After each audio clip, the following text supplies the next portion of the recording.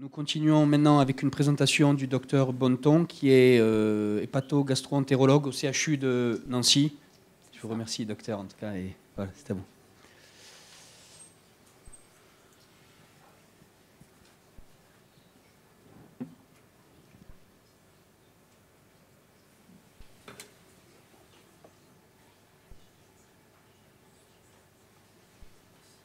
Bon, bonjour à tous, je remercie l'association IRIS de m'avoir invité aujourd'hui. Moi, je vais vous parler donc, des manifestations digestives au cours des déficits immunitaires,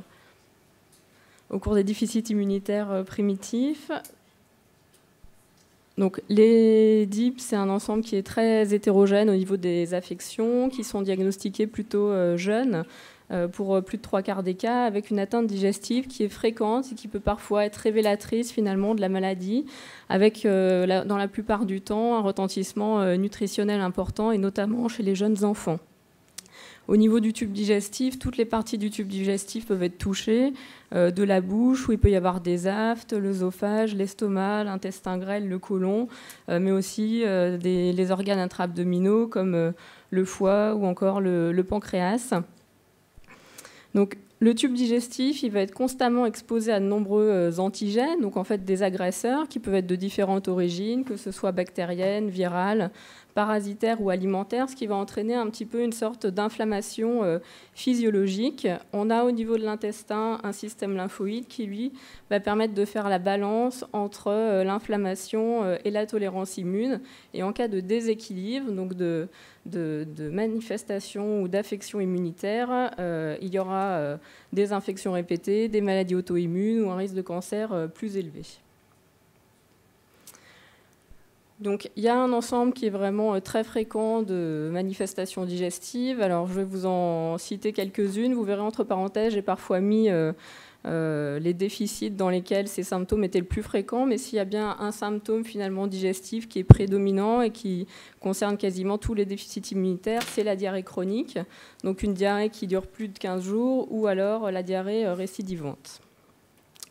Donc l'origine est généralement multifactorielle. En fonction des études, on peut retrouver jusqu'à un patient sur 2 qui peut souffrir de symptômes, avec la plupart du temps une cause qui est infectieuse et notamment parasitaire. Donc la giardiase, c'est un petit parasite qu'on retrouve plus fréquemment alors dans l'eau, des lacs, des étangs, etc., et qui est très résistant dans le milieu extérieur, donc on peut se contaminer facilement. On le diagnostique en faisant un examen parasitologique des selles, généralement répété pour retrouver le parasite, et puis qui se traite par antibiotiques avec des mesures de prévention, notamment bien laver les fruits, éplucher les légumes, etc. Il peut également y avoir des infections qui sont bactériennes, à salmonelle, campylobactère ou clostridium, ou encore virales, comme le rotavirus, l'adénovirus, l'entérovirus ou le CMV. À côté des causes infectieuses, on a aussi tout ce qui touche la muqueuse intestinale. Donc, les altérations de cette muqueuse, c'est l'atrophie villositaire. Les villosités, c'est des petits cils qu'il y a à la surface des cellules de l'intestin et qui vont permettre finalement d'assimiler les nutriments. Quand ces cellules sont abîmées, on a ce qu'on appelle donc une atrophie et donc on absorbe moins bien, on perd du poids, on a généralement besoin d'un support nutritionnel dans ces cas-là. Une cause d'atrophie villositaire, c'est la maladie cœliaque, donc l'intolérance au gluten, qui est plus fréquente notamment quand on a un déficit en immunoglobuline A, qui se diagnostique sur une prise de sang, alors étant donné le déficit sur des immunoglobulines G, antitransglutaminase, et qui se confirme avec une endoscopie digestive, et qui se traite avec un régime sans gluten qui permet en quelques mois de régime de restaurer complètement la muqueuse. À côté de ça, on a parfois d'autres types d'atrophie villositaire qui ne sont pas des maladies cœliaques, même si les symptômes sont quasiment identiques, mais qui ne répondent pas au régime sans gluten. Il y a également les maladies inflammatoires chroniques de l'intestin, on a un petit peu parlé ce matin, donc la maladie de Crohn, la rectocolite hémorragique, qui sont plus fréquentes dans certains types de DIP, qui sont des pathologies qui sont chroniques et qu'on ne sait pas guérir, mais qui se traitent ou par corticoïdes ou par support nutritionnel, en traitement quand il y a des symptômes aigus, ou alors par des immunosuppresseurs au long cours afin d'éviter les signes digestifs. Et puis, dans la granulomatose septique, notamment, on a cette inflammation qui mime un peu ce genre de pathologie.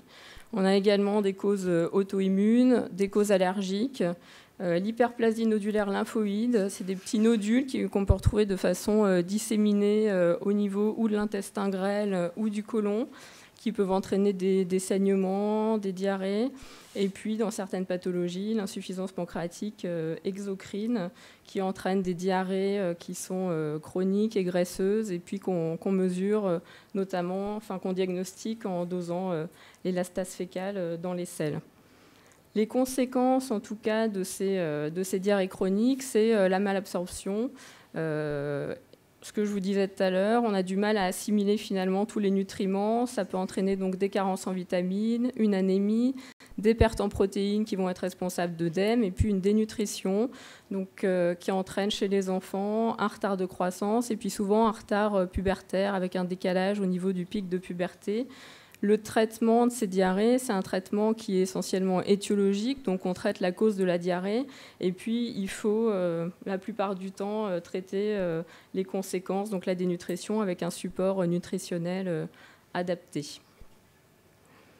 À côté de ces diarrhées chroniques, on a aussi d'autres atteintes digestives hautes, au niveau de l'estomac notamment, avec des gastrites, donc une inflammation de l'estomac, la gastrite chronique atrophique, des signes de reflux gastro-œsophagien, des vomissements chez les enfants plus jeunes, des troubles de l'oralité, donc des difficultés à s'alimenter correctement par la bouche, des saignements digestifs, que ce soit donc l'hématémèse, c'est des vomissements un peu sanglants, ou le méléna, c'est des selles mais avec du sang qui est digéré, donc ici qui montre qu'il y a bien une inflammation, si vous voulez, au niveau du tube digestif haut. Et également une atteinte hépatique qui est relativement fréquente au cours de certains DIP, normalement des ICV, avec des hépatites auto-immunes qui sont potentiellement graves puisqu'elles peuvent évoluer vers une cirrhose, une hyperplasie nodulaire régénérative, donc ce sont des nodules au niveau du foie mais qui sont là d'évolution bénigne, une inflammation des voies biliaires, la cholangite sclérosante qui peut être secondaire à une infection notamment à Cryptosporidium, ou encore des abcès hépatiques comme dans la granulomatose septique, c'est environ un quart des patients avec des abcès à staphylocoque doré. Je vais juste vous dire un petit mot au niveau, pour terminer, ce sera court, au niveau de l'antibiothérapie prolongée. Dans les déficits immunitaires, il y a souvent besoin d'avoir des cures d'antibiotiques qui sont répétées ou en prophylaxie, comme on l'a vu. Et donc ça agresse notre microbiote, donc notre flore intestinale. Donc bien sûr, l'agression, ça va dépendre du type d'antibiotique utilisé, de sa durée, de sa voie d'administration. Est-ce que c'est par la bouche? Est-ce que c'est par voie intraveineuse? Et donc ça peut entraîner des diarrhées, des douleurs abdominales, un ballonnement, un inconfort digestif, et puis des infections bactériennes à Clostridium. Donc c'est la colite pseudomembraneuse, ou des infections à champignons, à candida. On sait que quand l'antibiotique est arrêté, qu'il y a une pause, au bout d'un moment, l'équilibre est restauré, mais il y a probablement des modifications également définitives sur notre écosystème digestif.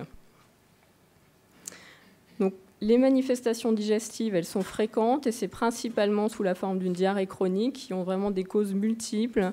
Il faut souvent, pour confirmer le diagnostic, faire des explorations endoscopiques. C'est également important après pour le suivi de ces maladies digestives. Donc le suivi doit être régulier, notamment nutritionnel, avec un soutien nutritionnel. Et puis, pour permettre un dépistage précoce, on sait notamment que dans certains DIP, en fonction de l'atteinte digestive, on peut avoir des risques de cancer plus importants.